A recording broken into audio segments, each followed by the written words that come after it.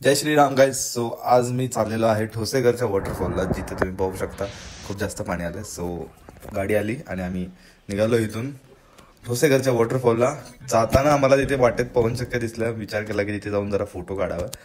So तिथे आम्ही photos काढले, खूप सारे व्हिडिओज काढले, थोडासा फ्लेक्स केला गाडीला घेऊन. आणि ह्याच्यानंतर आम्ही पोचलो ठोसेघरला.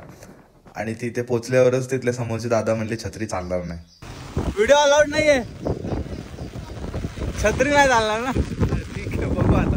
अशी दरी आहे ना, दरी असा डोंगर आहे ना, आणि जे पैशांनी वार येते ना आणि जास्त वार आहे. वारं खूप जास्त आहे आणि भरपूर पाऊस आहे, त्यामुळे ते बोलले छत्री अजिबात चालणार नाही. इथे आम्ही 50 रुपये पर पर्सन तिकीटचे पैसे दिले. कणीस घेतलं मस्त मध्ये गरम गरम, आणि कणीस खात खात पावसात भिजत भिजत आम्ही चाललोय खाली वॉटरफॉलकडे. आणि इथे येऊन बघतो तर मला माहिती नव्हतं, मी फर्स्ट टाइम आलो होतो.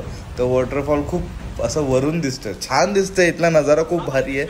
पण मला असं वाटलं की आपण खाली जाणार आहे वॉटरफॉलच्या. पण ठीक आहे म्हणलं यार, चलो इथे थोडेसे फोटोज काढूया. आणि नंतर डिसाईड केलं की खालच्या साईडला, समजलं मला की खालच्या साईडला पण वॉटरफॉलला जायला वाट आहे.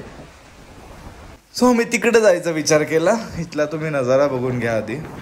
हवा पण खूप जास्त होता आणि पाऊस कंटिन्यू चालू होता. आणि आपण चाललो त्या धबधब्याला. हा धबधबा तोच आहे जो खाली पाणी पडतंय ना, तर आपण तिथे जाणार आहे जिथे खाली पाणी पडतंय. आणि खाली तिथेच गुफा पण आहे एक. तर आपण तिथे फायनली पोहोचलो आणि बघतोय तर काय खूप जास्त पाणी उडतंय आणि पाणी पूर्ण तोंडावर येते. आणि पावसामुळे आणि पाण्याचा प्रवाह जास्त असल्यामुळे व्हिडिओही नीट काढता येत नाही. आणि पलीकडे गुफा आहे माझ्या मागच्या साईडला, पण तिकडे जायला त्यांनी बॅरिगेट लावून ठेवलं, तिकडे जायला अलाउड नाही केलं पाऊस जास्त असल्यामुळे. पाणी पण खूप जास्त आहे, तुम्हाला मी जवळून दाखवतो. ही जाळी नसते तर अवघड झालं असतं खूपच. सो येस, हे बघा पाणी किती जास्त आहे. कंटिन्यू 3 दिवस साताऱ्यामध्ये पाऊस पडल्यामुळे हा धबधब्याला पण पाण्याचा प्रवाह खूप वाढलेला आहे. आणि तुम्ही पाहू शकता इथून आम्ही भिजत भिजत निघालो माघारी. आणि जाताना मला एक मस्त झाड दिसलं. मला असं वाटलं हे स्टार फ्रूट आहे, आणि मी माझ्या अँटिक पद्धतीने ते फ्रूट पाडलं खाली. म्हटलं ट्राय करून बघूया.